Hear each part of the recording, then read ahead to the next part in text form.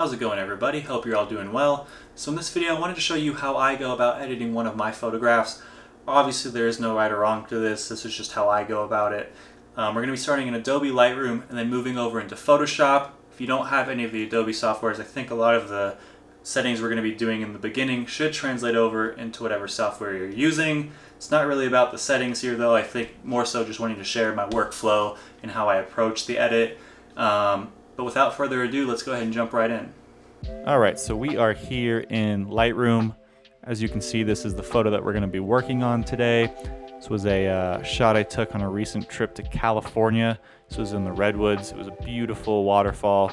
Had a lot of fun shooting this, walking around all these rocks, trying to find some compositions, and I think this is the one that I chose that I like the most. I really love this leaf here in the foreground. So we're going to work on this. I guess some information on the shot. I shoot on Sony. I shoot with an A6400. Yeah, I believe, if I'm not mistaken, I am pretty sure, I used a circular polarizer. One, to cut down a lot of the glare that I was seeing in the image. And two, if you have any experience with a circular polarizer, especially in a scene like this, it really helped some of these greens pop a lot. Obviously raw files look pretty dull, so even though it doesn't necessarily look like it's popping, the information's there, and it definitely helped the scene out a lot using a circular polarizer. I shot at f11 base ISO of 100, and that got me a 4-second exposure. So this the canopy here, the tree canopy, was pretty dense, so this particular section here was extremely dark, while in the far back above the falls, it's pretty bright. But I'm surprised I was able to capture everything, all the information in a single exposure, so there's no need to do an exposure blend, exposure stack at all, for any bracketing. But we are going to be doing a very simple focus stack. I wasn't super close to this foreground, maybe 2 or 3 feet away. And at that, most of this scene is pretty much in focus. I would definitely consider this single shot decently focused, but I guess I would say exceptional focus is what people say. But I personally like the idea of focus stacking and getting perfect focus, pin sharp focus from front to back, and focusing here on the foreground, way in the back of the image. It just started to get a little bit too soft. Nothing too crazy. I wouldn't say it looks like it's out of focus, but it's just getting quite soft. So we have a second exposure where we focused back here, and we'll just drop that in later in Photoshop, but it'll be extremely simple. And yeah, so we can go ahead and jump right into the edit. The very first thing I like to do with some of my photos is just to stop and look at them and try to identify what it is that I want to achieve with the edit. And I think a good way of approaching that is one of 2 ways: either identifying, and I guess I would say doing both of these, but identify what you love about the image, what you think is perfect, and potentially, you know, obviously what's your subject. I think you would have known that while shooting, but yeah, I'm just trying to identify what I love about the image. And then on the flip side of that, what are some things that I don't love about the image, or what are some things that stand out to me immediately as something that I want to change? So the first thing that really comes to my attention when I look at this, the first thing I'd like to correct, these dark areas that I have through the image here in the back around these rocks are just way too dark. So I would definitely like to bring some information out of those shadow areas. Not too much. Obviously they're already dark areas, so just by keeping them dark, the scene would make sense. It would all look, you know, like it makes sense. So I don't want to pull too much information out, but just enough to where they're not as dark as they are. Another thing, there's a lot of clutter kind of in the falls, dead leaves and twigs and branches and things like that. So that is something that we'll probably end up cleaning up in Photoshop. I just find the healing clone brush, whatever, content aware fill, Works significantly better in Photoshop than the Lightroom one. I rarely even use the Lightroom healing brush, but that is something that I think we should tackle. And then the only other thing, which probably isn't an issue, but more so a good direction to move in, is identifying subject and trying to enhance and bring the viewer's eye to the subject, which is obviously the waterfall. I would say that's probably like the main subject. But I actually really do like this leaf here in the foreground. So it's kind of, you know, I think both of them play an important role. The leaf kind of anchors in the image, anchors the foreground, and it allows your eye to move up through there, through the image. So yeah, having identified the dark areas, I think that's a good place to start. Although, I guess moving over here, the very first thing I usually will mess around with are these profiles here. So default Lightroom is defaulted to Adobe Color, which works 90% of the time. But I usually will change it to landscape. I find that I really like what landscape does for a lot of my images, not all. It's important that you actually, you know, click through these and see which ones work and which ones don't. But if we go back, I do like what it's doing. It almost does a little too much, and or it's like almost too easy. We go down to portrait. I don't think I've ever really used portrait. Standard, I think, has some potential. In vivid. Just clicking through these. I mean, landscape's nice, but I want to have more control over what it's doing. I think it's kind of doing too much for us. I think we're gonna go with standard. I want to kind of flatten out this image. The dynamic range is pretty intense. A lot of really dark areas with the falls being extremely light, as well as the background. So I just want to kind of flatten it out a bit. So I think we'll go ahead and run with Adobe Standard here. So we'll jump right in.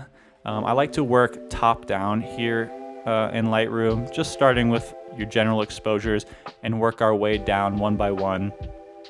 And I also like to make somewhat subtle adjustments and repeat those more and more and more and build the edit up. I don't want to go all in too fast.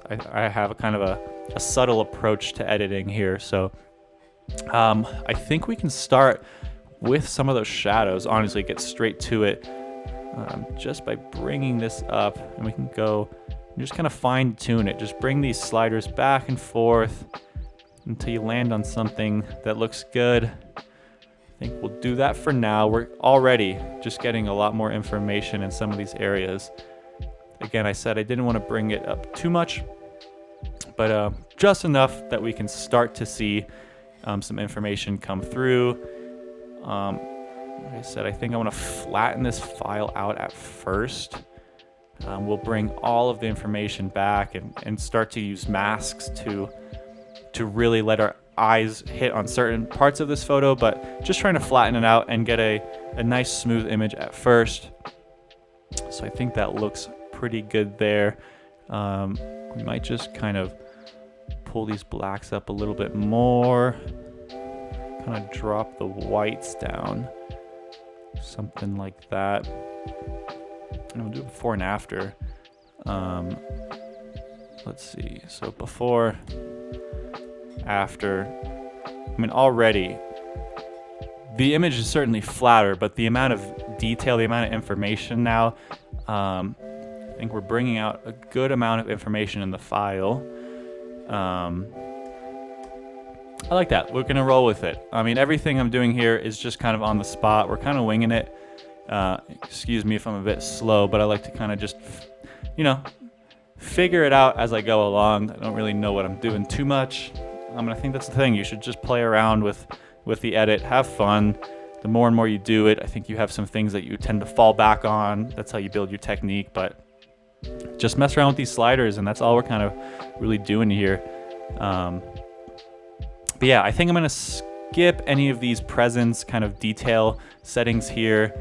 I I want to work more on tone. So I think we can come to the tone curve here. I'm going to set standard 3-point for now. And let's see if we can bring some more information out of the shadow areas. We'll even boost blacks here. So we're looking extremely faded, but I think we can then go back in and add contrast. But by flattening out the image first, we're kind of setting a baseline of what we wanted the image to look like in the first place, as if there was not that high dynamic range out in the field, those intense blacks and whites. So we're gonna flatten it out first, and then we can go in and add the contrast that we want. So we're kind of correcting the file is how I like to view this. When I say flatten, I guess correcting is a better word. We're trying to, again, we pinpointed the things that we liked and didn't like, but a raw file is mostly an information file. I try not to view it as a picture file. It's just a file that contains a lot of information, so we're trying to correct that information, and then we can move forward with that. But I actually like where this is going. So now you can see there is finally a lot of that detail coming through finally. Still dark, but the information is coming through. We might just boost the top actually a little bit. I'm thinking maybe we'll get a little bit of glow. Slightly like adding contrast into the highlight areas. Maybe we'll bring it down just to kind of fade out the whites. I think that looks good. Let's before and after, before, after. Pretty intense how flat we're making it, but I think this is good. I think this will now allow us to come back and add the contrast now. So this is where we should see all of that data come back, at least come back in the way that we want it to. So something right there. So now I think we're looking closer back to the original starting point, but if I do a before and after, you can see we're just pulling so much more information out of the shadows. The falls were kind of just, they weren't clipping, but they were close to pure white to the point to where we were losing some of the texture in the falls because they were almost glowing too much. When I bring that down, the glow has gone away, and we now just have more of the texture in the falls. So I think this is a really good first couple of adjustments. We'll roll with this. We can always come back, but we can start messing with color. And where I like to approach that first is actually with my white balance. I think your white balance is kind of you telling the raw file where and what the colors should be. So we'll start with this. So what I'm thinking is that I want to cool it down a little bit. Nothing too crazy, but just a little bit. Maybe something around here looks pretty good. We'll roll with that. I'm liking it. I think it's a little bit too green. I mean, that's kind of like a duh because there's all of this moss and foliage, but I think overall the tone is a little bit too green, so we can push our tint up a little bit more to magenta. I think somewhere right there looks pretty good. We'll roll with that. So let's come down to the saturation area. I like to use both vibrance and saturation. I find rather than cranking one a lot, using both very subtly doesn't work on every image, but something I find myself using pretty often. So we'll boost just a little bit. I mean, already a really nice difference there. We'll do it before and after. I like to do before and after a lot, just kind of help keep track of where you are. So yeah, that looks pretty good. Yeah, we'll stick with that. let's make our way down to the HSL now, I suppose.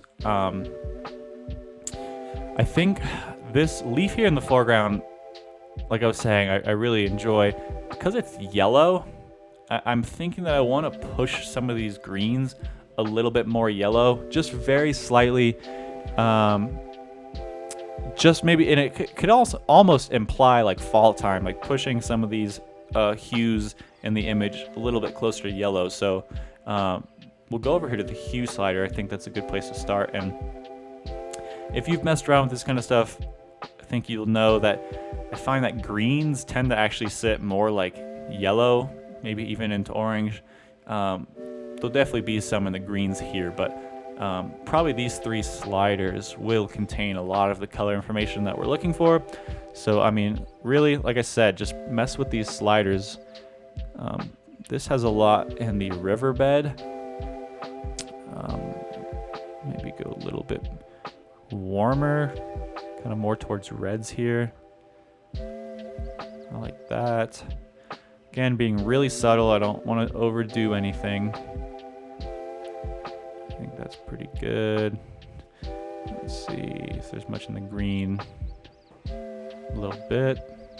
Really subtle changes, but I think, yeah, I like that. It's pushing it in the right direction. Like I said, top down, we'll keep working, and then we can always come back up to the top and work down again. And really just taking these edits step by step. Yes, so what's coming to mind is I feel like the water has too much of a blue tint to it, which I think honestly just by coming to saturation here and just grabbing blue, yeah, we can totally control. You see we have some blue elsewhere, but honestly not too much. It mostly sits in the water there. So just desaturating it enough, I think that's just plenty.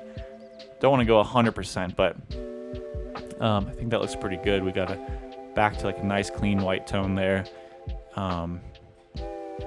Maybe we can do some luminance adjusting, kind of bring out some of the foliage, bring out some of the greens, which I think we'll just start with the yellows here. Yeah, just a little bit. Greens, bring out some of those emeralds. That's good. And this should adjust the falls, the blue. Yeah, there we go. So we can boost the fall a little bit.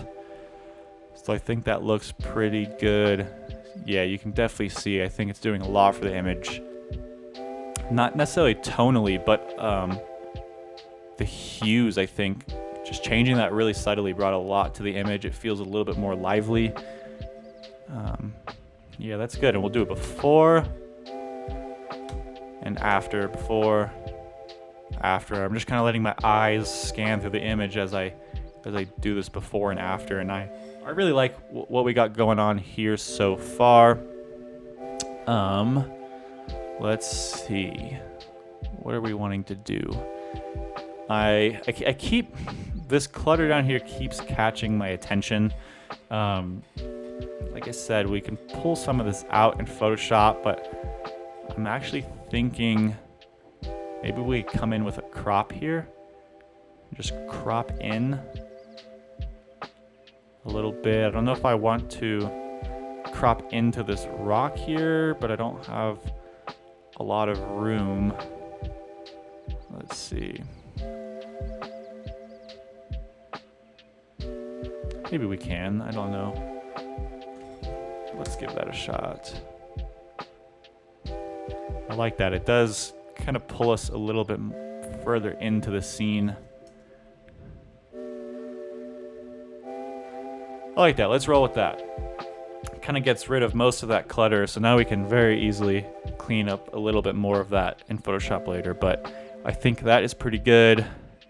We can come back up to the top now and maybe adjust things a little bit more. I think I want a little bit more contrast in here. Bring the highlights down a little bit more then. Let's see.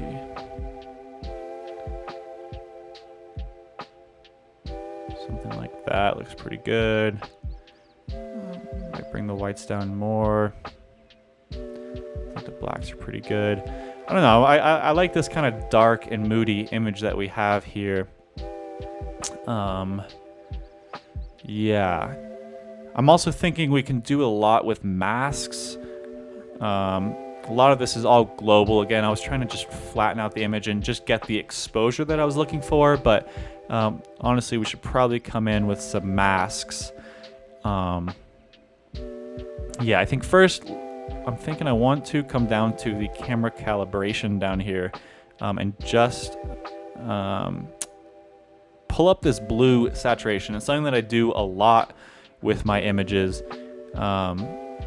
I just find I like the way that it looks, and it also it seems to affect luminance a bit as well. Let's see it before. It's quite intensive. It takes a while to load. Oops, I just collapsed it. Before and after, yeah. Really just targeting, actually, like those greens. It doesn't seem to be doing too much. I could not tell you what it's doing. I do in some ways know what it's doing, but it seems to be, we'll just call it the magical slider. But yeah, just try to mess around with the blue saturation and the camera calibration. I really like what it's doing.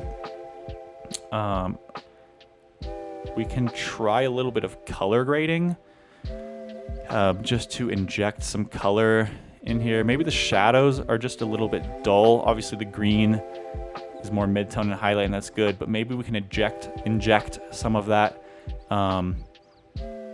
into the shadows. So just kind of messing around until we find something that looks good. Honestly, I actually kind of like greens in the shadows. It's a bit intense though. Bring that down. Something like that maybe. We'll go to highlights. See what looks good. Again, this is all just experimenting. Let's see. Maybe something like that looks pretty good too.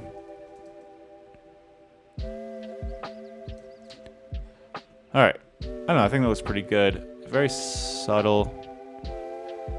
Just kind of injecting some color into the file there. Yeah, that looks pretty good. I'm not entirely sure what else we could do globally. I guess we can go over here to sharpening. Good rule of thumb, something that I've heard tossed around and I use a lot. I just think it works. Here in the sharpening, on the amount, to just do double the megapixels of your camera. So I have a 24 megapixel camera, so I'm gonna put it to 48 on the amount.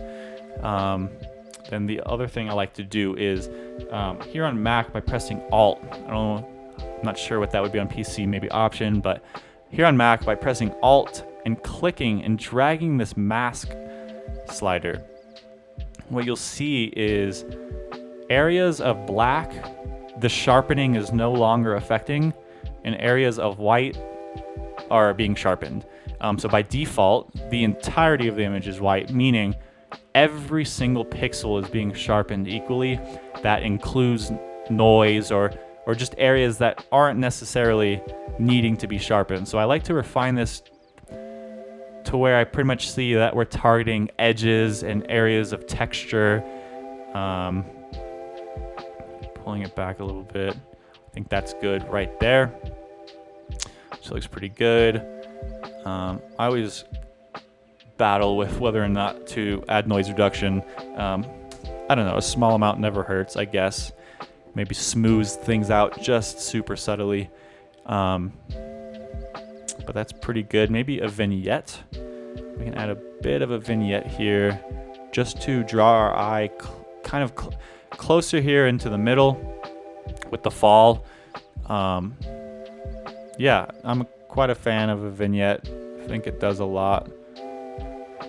Just kind of being subtle with it. I don't know, we just kind of mess around with some of this. Huh. That's good. Bring that further down.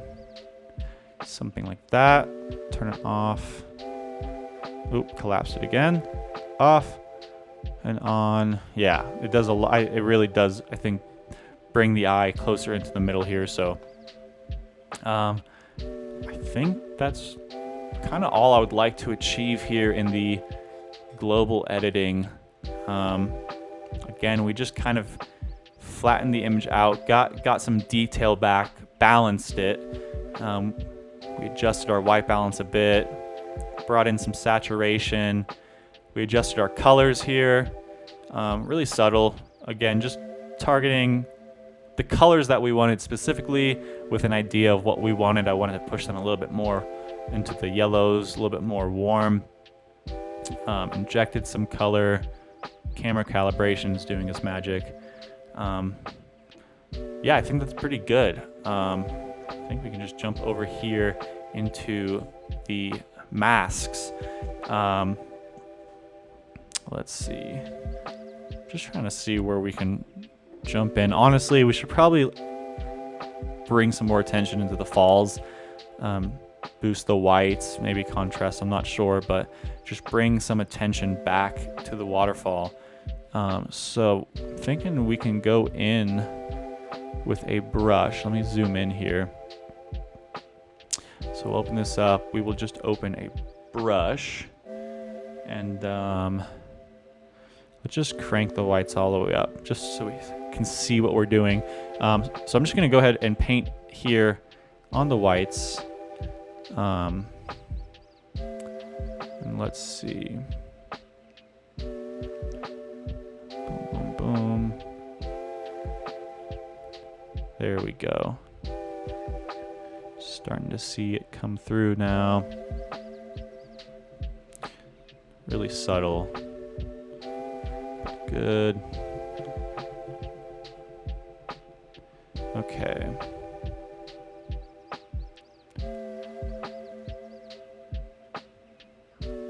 I think that's good. Maybe we can increase the amount a little bit. Something like that. I think that looks pretty good. Zoom out. Yeah, I mean, really, we did not do much at all. I think just doing that kind of helps. I think we might just do this to each section of the fall here. So, yeah, let's just come in. Let's come in here, do the same thing. Let's see, create a new mask, brush. I could use the same brush, but I think I'm just gonna do separate brushes for all of these, just so we have that control for later if we want to make any adjustments. So just painting in, right over the water, a little subtle. That's good. Come down to this one. Create a new mask, brush, whites all the way up. Just paint in where I want to increase the whites, bringing the attention to the fall.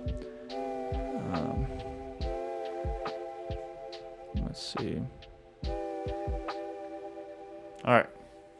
I have to be careful here. I apologize. The masks and recording this video at the same time may make my computer explode. I have quite an old computer, so hang in with me if things start to go crazy. But this one's already looks pretty good as is. I think that's fine. Yeah, I think that looks pretty good. I think what we might want to do is work on up here. That's what I'm thinking just by looking at it. We may want to do a radial gradient. Just give it a shot. I don't know. Just kind of put it up here. Maybe it's a little bit too much. Bring it down a little bit. just try to affect just the top of this image. Maybe we can warm it up. A little bit of negative dehaze as well, potentially. Just kind of add the sense of fog. Let's try it. Let's do a little bit of negative dehaze. So adding haze into the image looks good. Might even do a little bit of negative clarity. Real subtle, nothing too crazy. I think that works. I don't know. We can also come in with a second mask. Let's see. I'm really hoping my computer doesn't crash here, but that's okay. Let's bring this in a little bit. Nothing too crazy. Maybe a little bit further up here. Okay.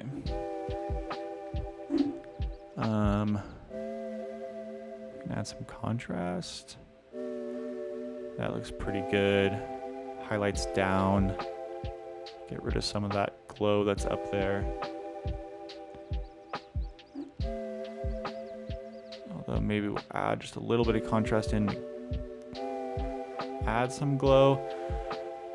Yeah, there's no right or wrong to this. I don't know, I'm just messing around here. I think with the focus stack, just getting it a little bit sharper up here would be nice. I think we'll roll with that. Let's see. What needs attention? I think here in the center part of this image, maybe we can address those shadows again. They've kind of gotten a little too intense. So I think, honestly, we'll just brush in with a large brush all through here. Just the areas that I want.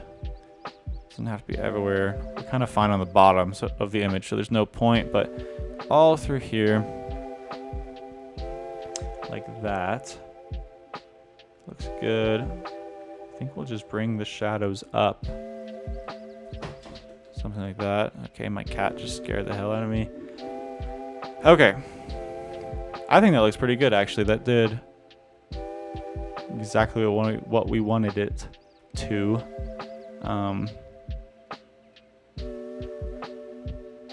Yeah. I don't know if this just didn't get hit. No, that looks good. Potentially we can come in with thinking maybe a linear gradient from the bottom. All I'm really thinking about right now is kind of the flow of the image. Where's my eye going? I think we can bring in this gradient here, and I don't know if we should darken it. Potentially we can actually just drop our highlights and whites and actually get a darkening effect without darkening too much. Pull back a little bit. I think that looks pretty good. Yeah, let's sit back and just take a look. At this point in the edit, I'm just kind of trying to think what needs to be done. I don't think there's too much. I think we've done a lot of what we wanted to do. Got a lot of the information back in the shadows. We've worked on the falls. We've kind of got our attention there. We messed with the colors. So I'm liking the way that this is looking. We can do a before and after. So that is the before raw image and after. Before, after, before, after. I like what we've done. Like I said, the original thing, I kind of wanted to fix some of those shadow areas. I think we did a great job at that, as well as bringing some information back into the falls. I think we did. I do think the eye sits quite well in this image. Yeah, I think this is kind of all we really need to be doing here in Lightroom. So I think the next step, I'm going to copy these settings by going to Develop, Settings, Copy Settings. Give it a second. I'm going to check all. So we're checking all of the adjustments that we made. Copying that, and we can go ahead and paste that over onto the second image here that we're going to use for our focus stack. Just so we have the same edit on both. Let that load in. Give it a second. Quite a lot of masks. Like I said, my computer is quite old. So yeah, let's go ahead and take these over into Photoshop. Just by selecting both and right clicking, we can go edit in, and either we can put them in as layers, so just bringing both of these into one project. We can also do smart objects, but I'm quite happy with what we've actually done here, so I really don't think we need to open them as smart objects. I'm not sure how many more adjustments we'll be making, so we're just going to go ahead and open these as layers. This might take a moment, so I'll get right back with you once we're in Photoshop. All right, so now we are in Photoshop. So as you can see here, we have our two files, the foreground focus and the background focus, both pretty much the same. Yeah, so we can make a couple of adjustments here in Photoshop now. I usually bring the photos into Photoshop just to do a couple of things that I find Photoshop does a little bit better. And I kind of view this as just the finalizing stage. The first thing I'm going to do is rename these files here. 1, 2, 4, and 1, 2 back, just so I know which one is the foreground, which one's the back. And to do the focus stack, my lens does have a little bit of focus breathing. So what I'm going to do is select both of the files, and oops, I had a pop up on another window. Okay, why is it doing that? Sorry, technical difficulties. Okay, so with both layers selected, we can come up here to File, Edit, and Auto Align Layers. So we'll click that and drag this up. This is the pop-up I get. I just leave it on auto. This just works the best. So we'll press OK, and we will let it do its magic. If I drag this up, see, it's going to do its thing, and it should have fixed a lot of that focus breathing. As you can see, looks pretty good, kind of toggling between the two layers. So that looks good. So then the next option we have is if we are going to auto focus stack and or manually focus stack. I think we can do a bit of both. I might just run an auto focus stack and then tighten it up manually a little bit, just because I know I focused here. The auto blend tends to do some weird things, so we'll just do that real quick. We will do an auto blend, drag this up, stack image, seamless tones and colors, press OK, and Photoshop will now select out of the two images, it will just find the sharpest pixels and only let the sharpest pixels through. Like I said, it tends to do some weird things. So what I will do is just come in here with a brush, and white reveals, black conceals. So making sure that my foreground mask is selected. I forget how it is I can go about viewing mask. I forget the shortcut. Either way, I could just tell it did a couple of weird things. So I just want to make sure that here in the foreground, only the foreground shot is coming through. So I'm just gonna paint in white. I guess I should make that 100%. So we just wait for this to catch up.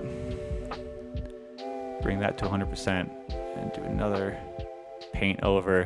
Now, obviously nothing that you can see visibly is happening, but we're just messing with masks here. So now you can see everything should be working fine. So we'll zoom in and make sure we don't have any weird artifacting and or ghosting happening up in some of these areas. Let's see. I think looks pretty good, so I'm happy with that. So that is our focus stack, real simple. What I'm going to do is create a new merge layer here. So what on Mac I do Shift Alt and Command and click merge visible while holding that down. Oh my goodness, that voice crack. Yeah, so now I have the combined of the focus stack as just one layer. So if I muted these, this is just now the single image. So we can work on this now. So the next thing I like to do, again, I view focus similar to with the editing, kind of do your base adjustments, the focus stack or the base adjustments. And now that I have this layer here, I can continue on. So I'm going to work on doing some healing brush clone. I don't know what the brush is technically called. Yeah, spot healing brush. I'm going to bring the size down. Sorry, up. I guess it was minuscule. Maybe not. Where is the brush? Why is it doing this? Interesting. I'm unable to see my cursor. Oh well. We'll roll with this.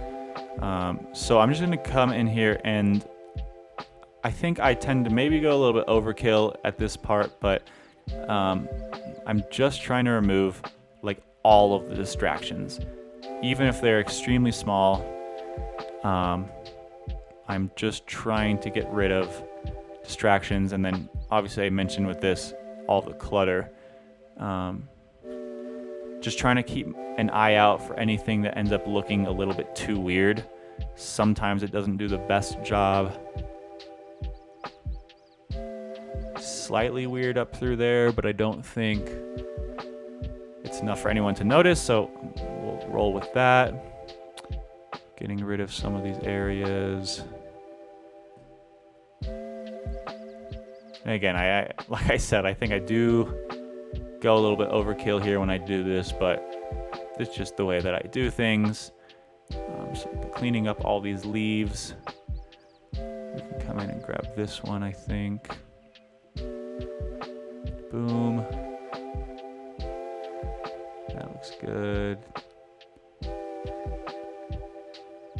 Boom.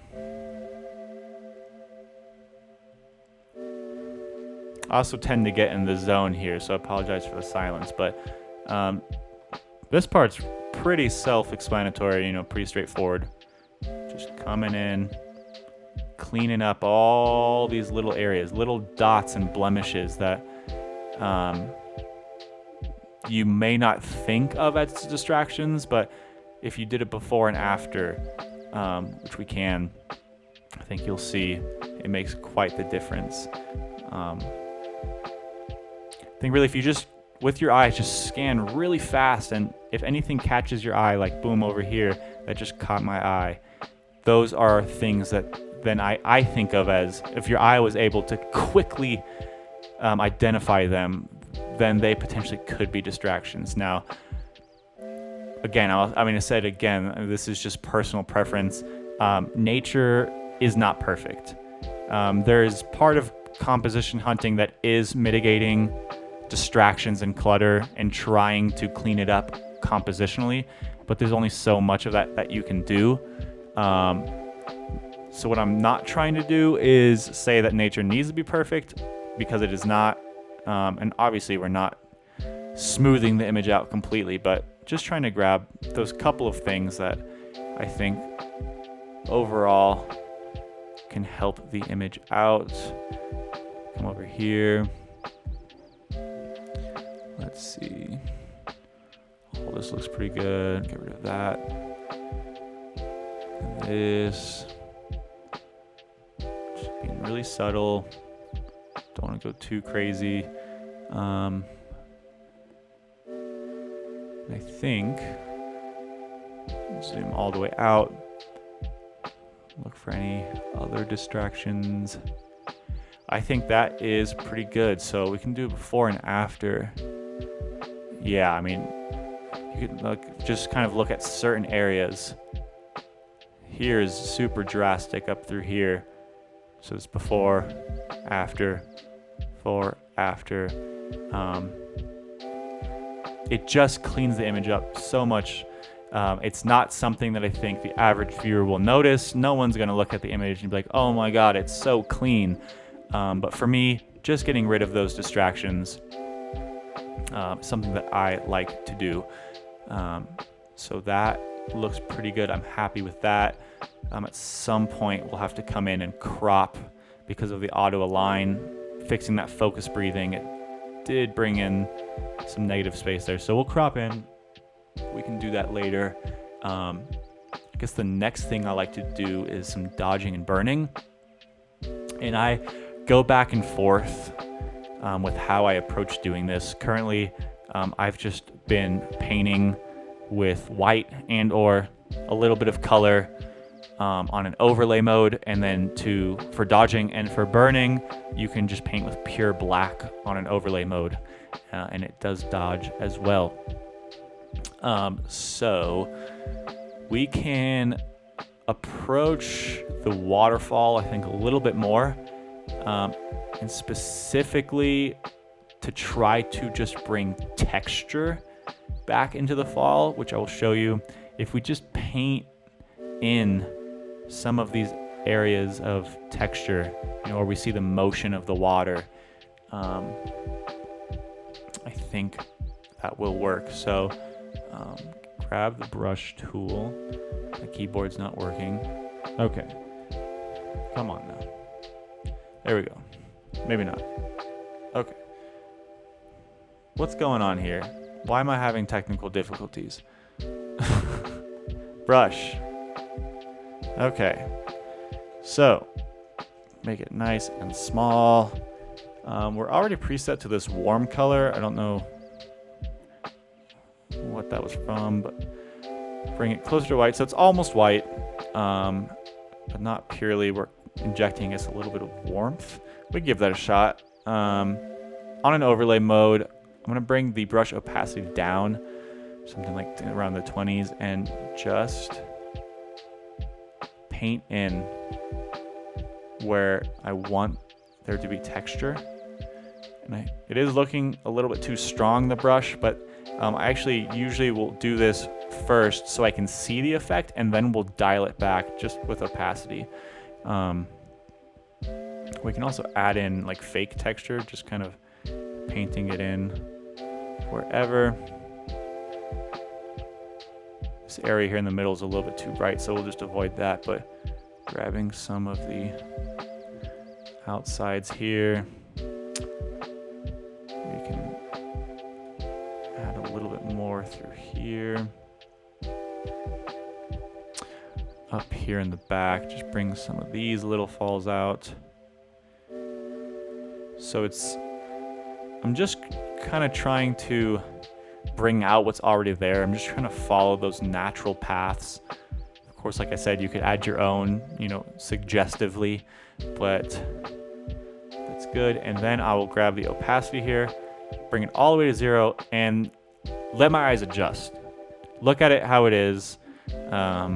You tend to immediately be like, oh no, it sucks now. Once you see something extremely intense, a lot of contrast. If you're gonna do any Orton, which we can try some Orton here, but I will then bring this in until I feel like it's sitting well. So something like 40 looks pretty good. Let's zoom out. Yeah, I mean, turn it off. Just getting a lot more of that texture, especially from a distance. If you'd be viewing it, we want to kind of exaggerate some of those areas. So I like that. I'm not sure that that's necessary here. Maybe we can go in real fine and just enhance this one and or suggest some into there. So we'll go overlay, go to our brush, make it real fine, and oops, try again. I do have a tablet and a pen. Unfortunately, I'm just not using it, so I'm currently just using the mouse. So this looks ridiculous, but again, we can tone it back.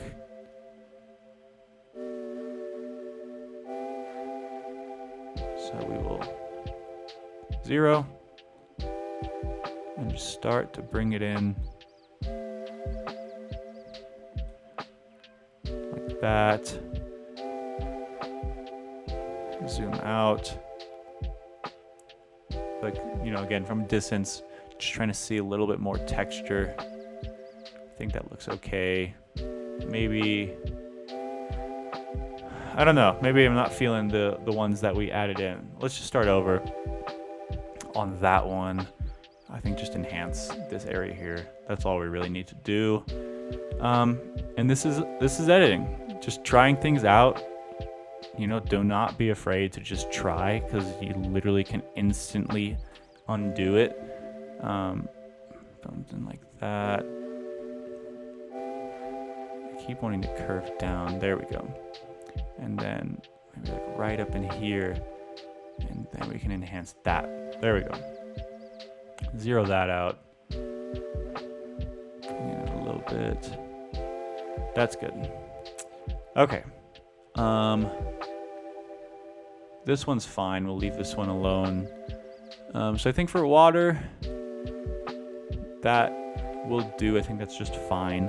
What I'm thinking we can do now is to dodge into some of the areas of the rocks and just the overall texture, I want to say, of the image, kind of, you know, all of this. So new layer, we'll go to overlay. Then what I'm going to do is, while pressing I on the keyboard brings up the eyedropper, so I can select colors within the image. So either we can select one of these greens and just slightly adjust it, but I'm thinking up here, since we get this nice kind of bright goldenish green, we can just go with this as the color. So something like that.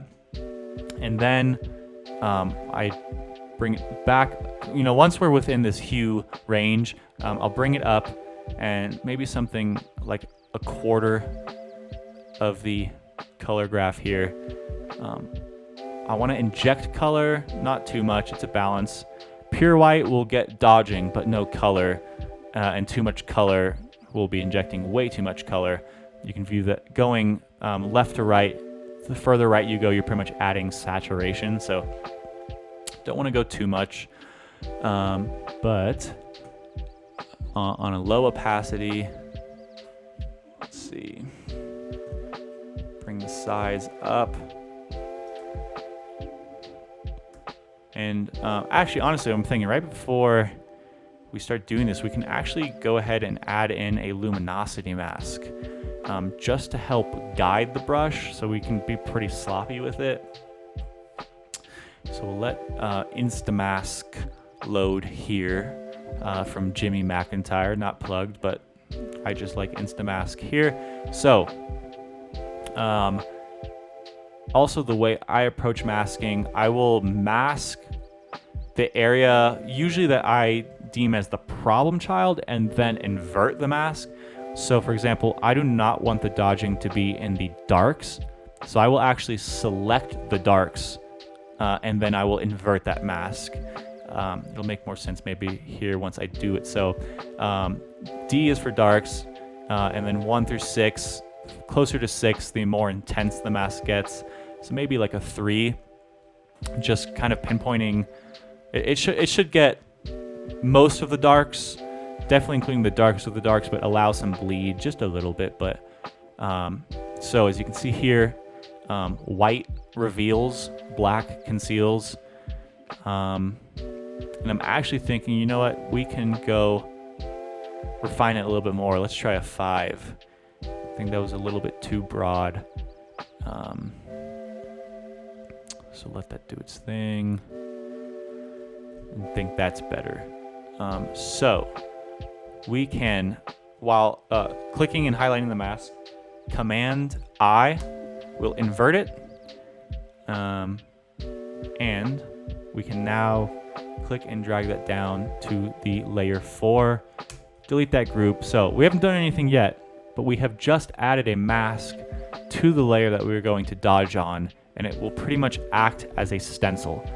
It will not allow the dodge to affect the areas that are black. It will only allow it on the areas that are white, and it obviously shifts through a grayscale where it affects it less, but I feel like I'm confusing some people out there, so it's just acting as a stencil, so we can be very sloppy now. So going back to brush, bring it a little bit smaller, we're just going to see if it works, and it does. So I feel like I'm saying this often, but there's no right or wrong to any of this. It's all personal preference, but I don't know, I do a bit of both. I do some sloppy dodging as well as a little bit more refined, like here, where I'm wanting just this edge to glow a little bit more. And I maybe need to go a little bit more refined through here. And when I say refined, because of this mask that we put on, we don't have to be too precise with it. We can still be pretty sloppy. And what I'm trying to follow is the natural patterns that I see within the image. So obviously the human brain is really good at recognizing patterns extremely quickly. So like here, I see this area of dark below this area of light, and I almost see lines within the image.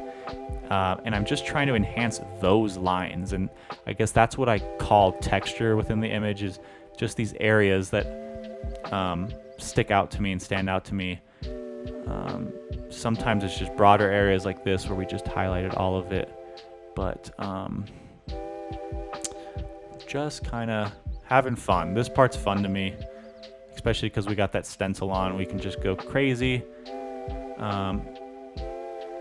And with this image, it doesn't really matter too much, but I usually try to stick to the areas that I know light is naturally hitting. If you dodged in an area where the light would not be hitting in real life, like in nature, it can look a little bit funky, but that's part of the artistry. You can do whatever you want. I don't think... doesn't look too bad. No, we'll just go with that. And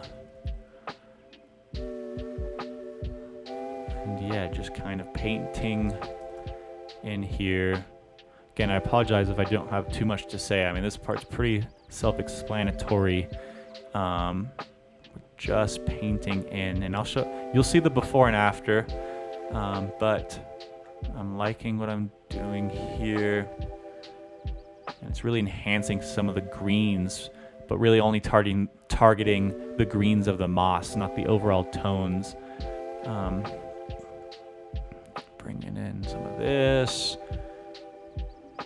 Just painting all of the green areas and areas that I want. So I'm not going to do under here. I think that's a good example. Obviously, if the light was somewhere up here and shining down in this whatever cave, if you will, there's really not going to be any light, so there's no point in dodging and burning any of that.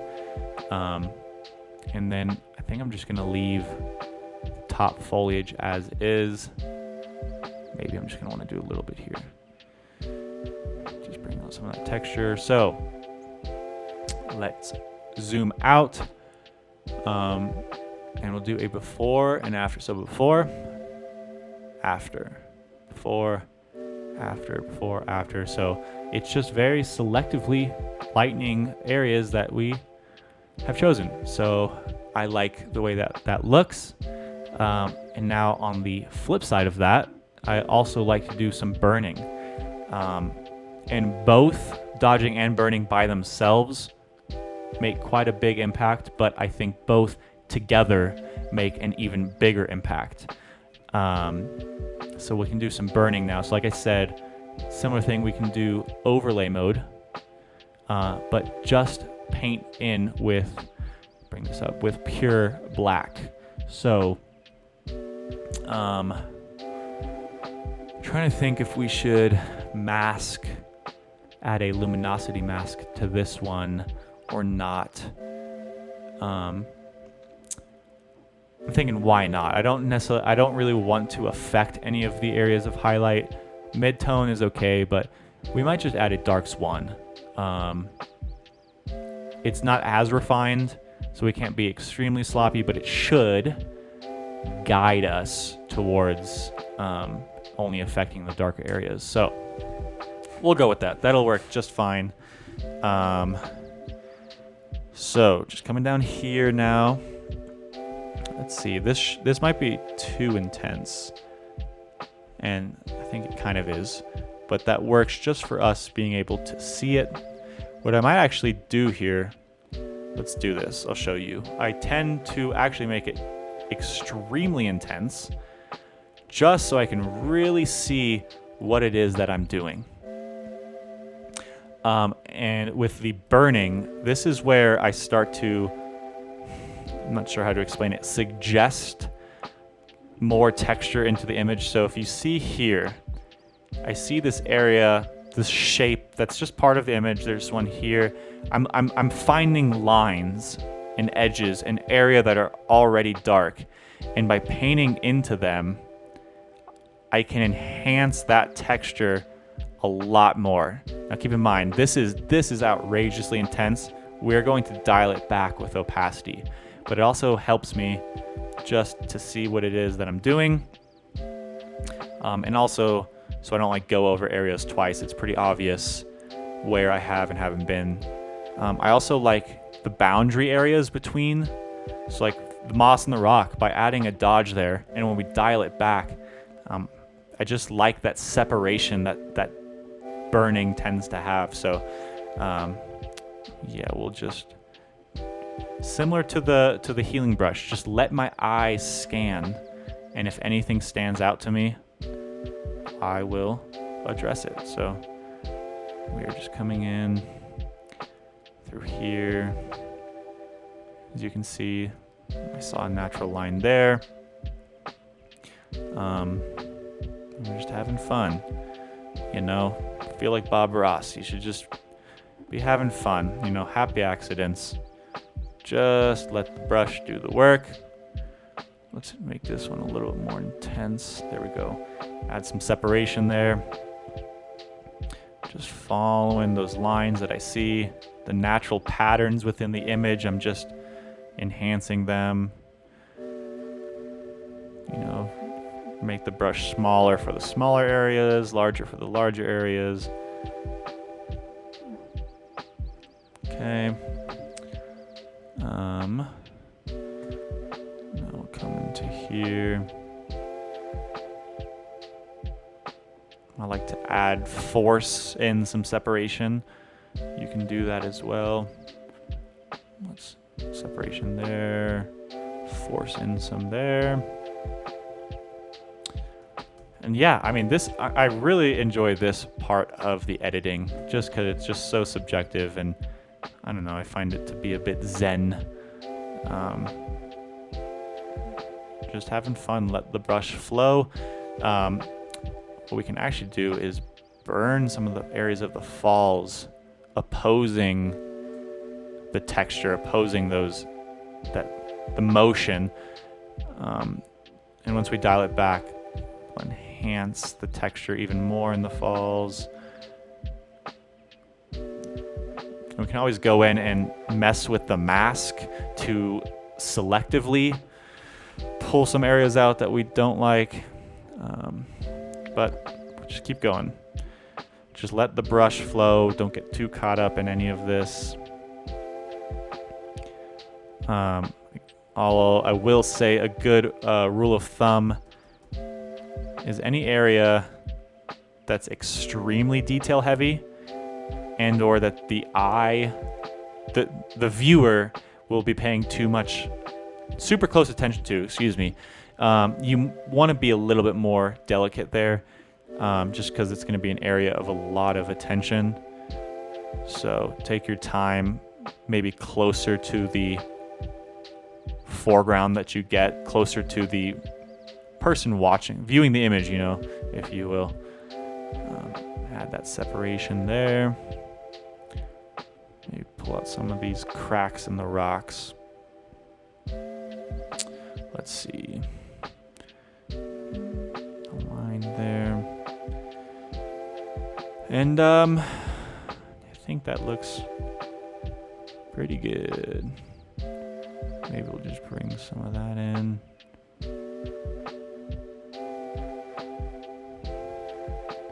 Okay, let's zoom out. So it should literally look like a kindergartner drew all over your photo. Obviously that's way too much, but again, we will come to opacity, and I like to drop it to 0 and let my eyes adjust. That transition from all of that to nothing really fast can be like quite shocking. So just let our eyes adjust, looking at the image for what it is currently. And once we feel like we've adjusted, we can now start to bring it back in. So I'm just trying to look into some of those areas, mostly through here where I think it was fairly intense. I think something like that. So doing before and after. So before and after, before and after, real subtle. But now what I like to do is group the dodge and the burn together. So now we have the dodge and the burn group, and doing a before and after of both of these, you can really see what we've done. And it just brings a lot of small detail and small texture out. So I am happy with that. So the next thing I think I would approach, we can try an Orton effect. I'm not sure that I necessarily want it on this image, but it could work. Again, I highly recommend you just experiment. The idea of like, what's the worst that could happen is that you would just delete or, Command Z, Control Z, just go back a step if you don't like what you're doing. So just experiment. But the way I approach Orton, I just like to Command L, that pulls up levels, or you can manually add the levels adjustment. And I do have a default that I have saved called Orton, which I'm pretty much just pulling these sliders. You're pretty much just trying to add a lot of contrast while brightening the image, and it should look horrendous. So we actually want to go, I think, a little bit brighter with this. Bring in some contrast. Press OK. This looks terrible, and what we need to do, well, first actually, let's go ahead and add the blur. So blur, Gaussian blur, and good rule of thumb is to stick to the megapixels of your camera, give or take just a little bit. You can do whatever you want, but I'm 24 meg. I actually just have this default to 26, and it just works for me. So we'll just go with that. So we now have a blurred, brighter image that I will bring the opacity down to 0. And this, now, there you go, is where you will definitely need to let your eyes adjust. We tend as humans to prefer higher contrast and brighter images. For any of you like just spending a lot of time with photography and composition, I'm sure you've heard a lot that the human eye will naturally go straight to the brightest part in the photo. So naturally we just like things that are very bright, super colorful, high contrast. So you definitely want to give your eyes a second to adjust back to the normal image. And then we can slowly start bringing the opacity back in of the Orton effect. I find my sweet spot with these settings, I rarely go past like 15% here. So we'll just go real slow, like 10. That's way too strong for me personally already. I might dial it back. something like, I might just go really subtle. I mean, make it an effect that is not even that noticeable. And what I might do is even add in a mask to take it out of the shadow areas and the areas of darkness. So let that do its thing. Come on. So I can drag this mask down onto the Orton layer, get rid of all of that. I will need to invert it. So it should be keeping it out of areas of shadow and only allowing it into the midtones and highlights, which is kind of what the Orton should be, just adding glow to areas of highlight. So, you know, I don't think that's necessarily being destructive, so I don't mind. We'll leave that for now. I think the more and more time goes on, I tend to personally use Orton less and less, but I think it looks okay here.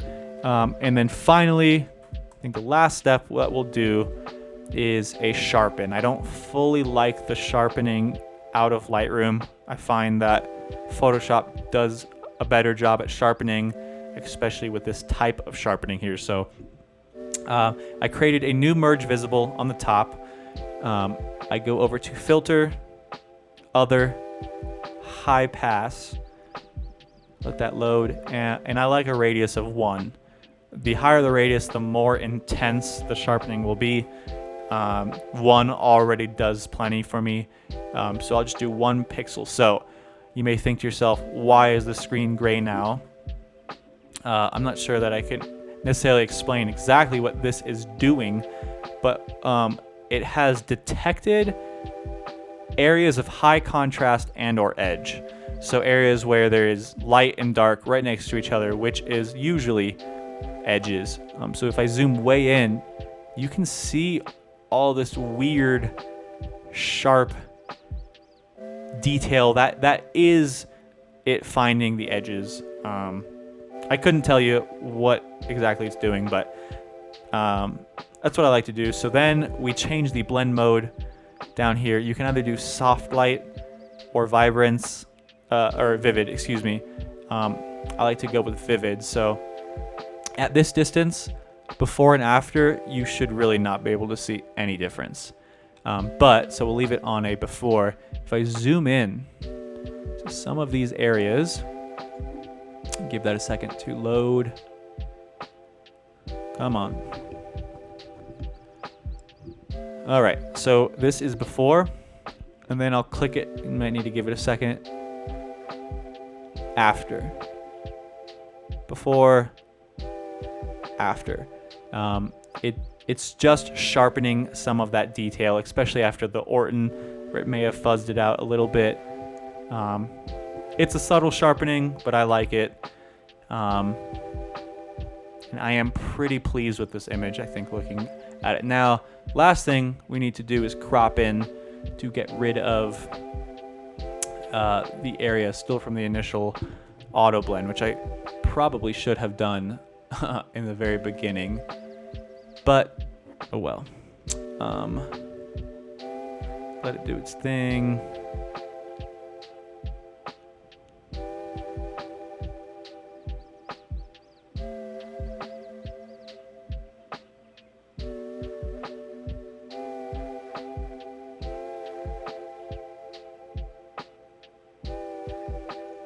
Okay, so we can crop in now, scroll down, just check that edge the whole time. Make sure there's also no like weird artifacting that comes through.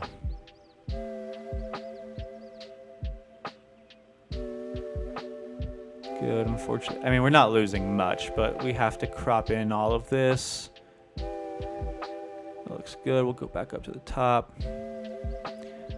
Go across. I want to keep this 2x3 crop. That looks good. So then here on the other side now, crop in. We'll follow it down just to make sure that we got it all. which it looks like we did. So I'll press enter and then we'll zoom out. If you had a fast computer, this process would go fast, but that's okay.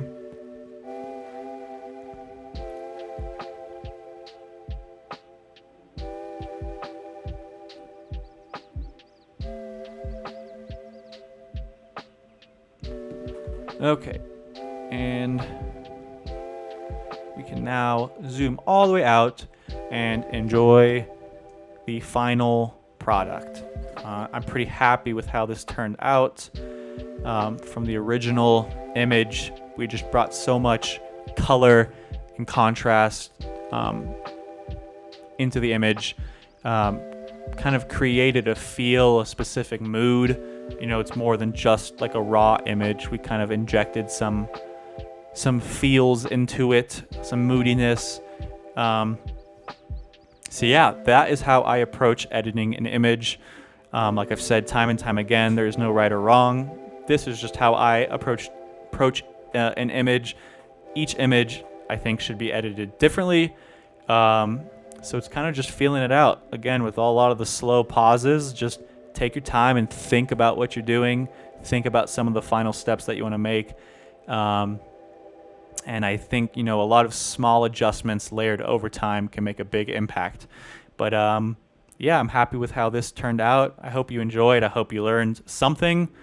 Yeah, hopefully you got something out of this. So thank you for watching, and I'll see you next time.